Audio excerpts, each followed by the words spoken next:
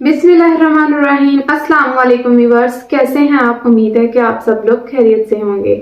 आज की वीडियो में मैं बनाने वाली हूँ बहुत ही मज़ेदार सी रेसिपी। इस रेसिपी का नाम है व्हाइट सॉस पास्ता।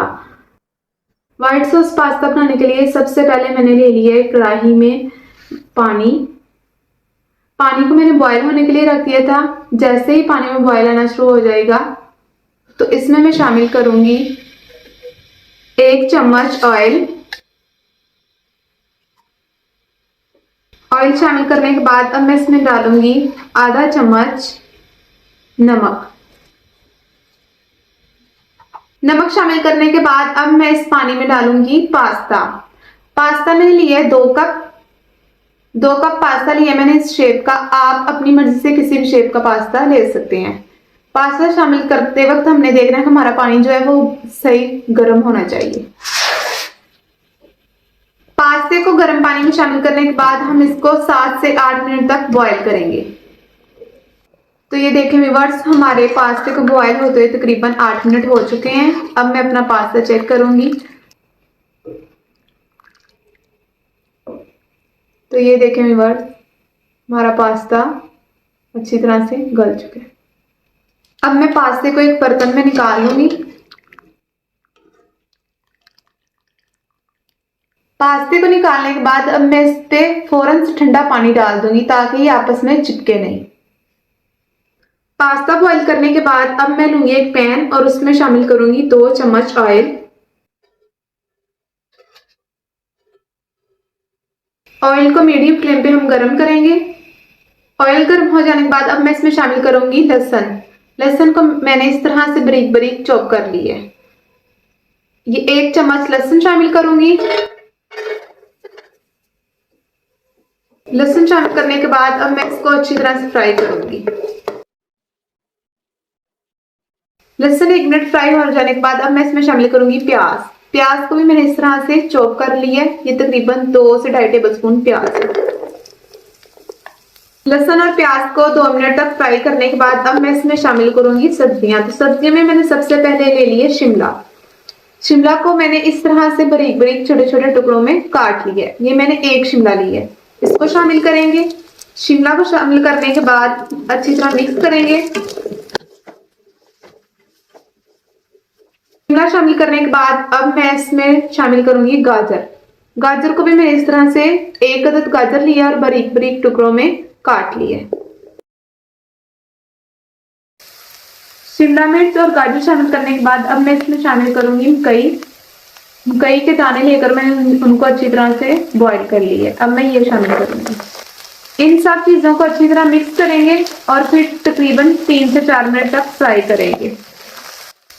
मिक्स करने के बाद अब मैं इसमें शामिल करूंगी आधा टेबल स्पून नमक। ये सिर्फ मैं सब्जियों के लिए शामिल करूंगी। नमक शामिल करने के बाद अब मैं इसमें शामिल करूंगी 1/4 टेबल स्पून काली मिर्च। अब इसको अच्छी तरह से मिक्स करूंगी।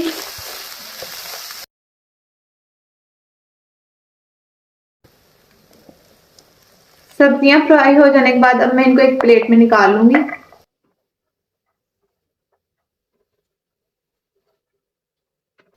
सब्जियां फ्राई हो जाने के बाद अब मैं कढ़ाई लूंगी और उसमें शामिल करूंगी मक्खन।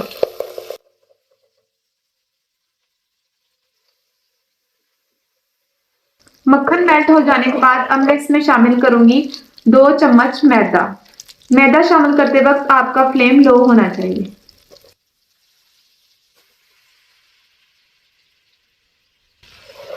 मैदा शामिल करने के फौरन बाद आपने इसको अच्छी तरह से मिक्स करना है।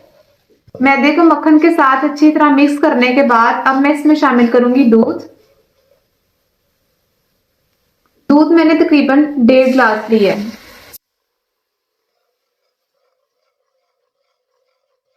दूध शामिल करने के बाद मैं इसको अच्छी तरह से मिक्स करूंगी और हम दूध एक बार में नहीं डालेंगे बल्कि थोड़ा थोड़ा डालेंगे। दूध शामिल करते वक्त फ्लेम आपका मीडियम होना चाहिए और हम मिक्स के साथ इसको अच्छी तरह से मिक्स करेंगे। सारे दूध को बारी बारी थोड़ा थोड़ा शामिल करने के बाद अब मैं इसको अच्छी तरह से हिलाऊंगी ताकि जो इसमें लम्स हैं वो बिल्कुल ना बने। अब मैं इसमें शामिल करूंगी चीज। चीज को मैंने इस तरह से ग्रेट कर ली है। चीज शामिल करने के बाद मैं इसको अच्छी तरह से हिलाऊंगी। आपने इसको मीडियम फ्लेम पे अच्छी तरह से मिक्स कर दें और मुसलसल चम्मच को हिलाते रहना है ताकि हमारी जो सॉस है इसमें किसी भी तरह के कोई लम्स ना बन जाए। तो ये देखें व्यूअर्स, हमारी जो सॉस है वो कितनी थिक है।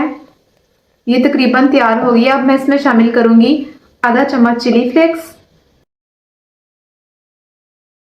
आधा चम्मच नमक शामिल करूंगी। नमक शामिल करने के बाद अब मैं इसमें शामिल करूंगी आधा चम्मच काली मिर्च और इसको अच्छी तरह से मिक्स करेंगे।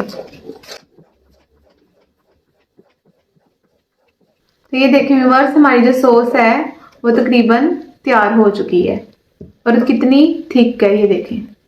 अब मैं इसमें शामिल करूंगी सब्जियां जो मैंने पहले फ्राई करके रखी हुई। सब्जियां शामिल करने के बाद मैं इनको अच्छी तरह से मिक्स करूंगी सॉस में। फ्लेम को आपने लो कर लेना है। सब्जियां शामिल करने के बाद अब मैं इसमें शामिल करूंगी पास्ता जो कि मैंने पहले बॉईल करके ठंडे पानी के साथ छान के रखा हुआ था।